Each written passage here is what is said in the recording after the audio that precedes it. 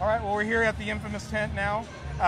We've got 3 beers to try. I've got one in my hand right now. I believe it's one of the lighter ones that you have sampling. What am I about to drink? Bugsy's Firebrush Amber. Bugsy's is an American-style amber. Okay. It's got a little bit of hop profile, but more than anything, the malts shine through. So you get a little bit of caramel notes, some nuttiness, a little breadiness, and all those come from the roasted specialty malts that we use that they give the Maillard reaction to. It's 5.5 ABV, so it's not too much, easy drinking. It's got a little bit of crispness and dryness to it. Yeah. So most ambers tend to be a little sweet. Ours is not.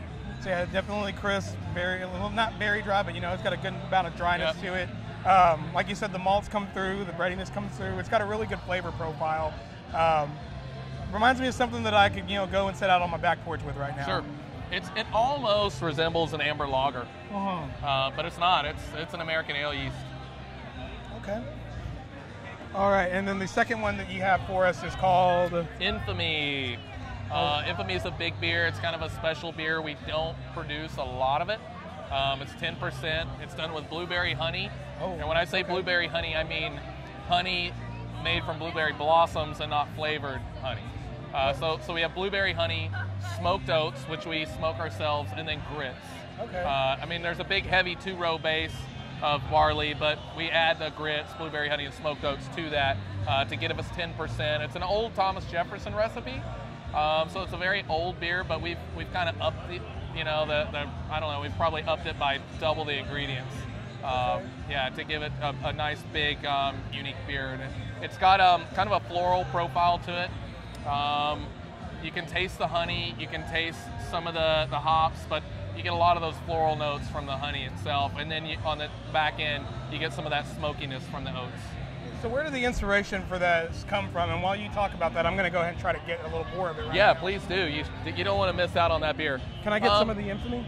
That beer was actually that was a homebrew recepe. It was one of Josh Horowitz's homebrew recipes, who's my friend, founder and partner.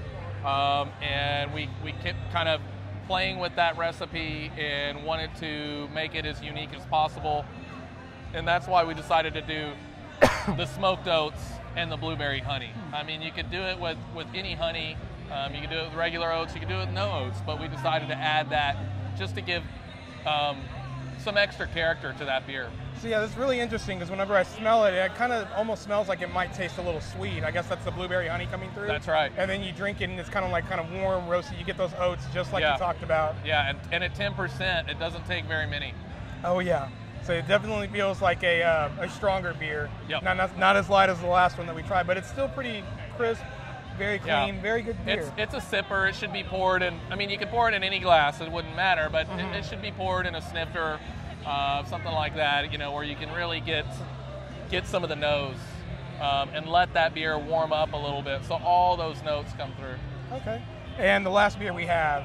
Sweep the Leg. We are well known for this beer. I think I've actually had this one before. A friend of mine got it over from Market Street, somewhere around here.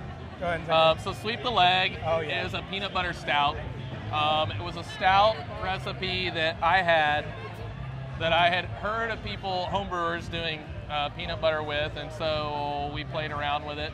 But I changed up the water profile, and so the key to this beer is the water chemistry. It's not necessarily the recipe. I could give that to a lot of people. It's not going to be the same without the water profile that we do. Yeah. So you get a lot of chocolate. You get a lot of roasted notes, almost kind of some coffee notes. But then on the back end, a slight hint of peanut butter. Oh man! And the peanut butter is not overpowering. We didn't want it to be gimmicky and be like a Reese's Pieces, because we need you to drink more than one or half of one. Yeah. So we did it. We were subtle with the peanut butter. But it's not subtle on ABV. It's 8% as well.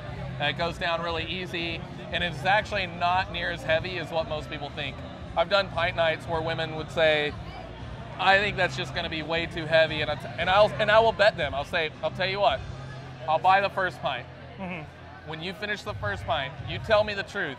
If it's heavy, you don't have to have another one. If it's not, you buy the second, and typically they'll buy another one. Oh man! And that comes down to the water profile. Say that's great beer. I say it looks like it'd be like almost frothy. I guess it's kind of like, really heavy, really Yeah. going to be sticking on your tongue. Yeah. And I mean, it's like velvet going through there. And then you get all those flavors, like you said, Yeah. the chocolate, coffee, and then right at the end, it's a little bit like a Reese's peanut butter cup, but just enough that you still know that you're drinking a beer. It's so there's a difference between, mouthfeel and perceived mouthfeel, right? So a beer can be perceived thick and heavy and actually not be. Yeah. And so that's where the illusion comes in. It's perceived that way, but it's actually not. That's part of the magic. So that one knocks it out of the park. Yeah. Out of the three, I think all three of them are great. If I were giving regular ratings on these probably would have all been mucked up for sure.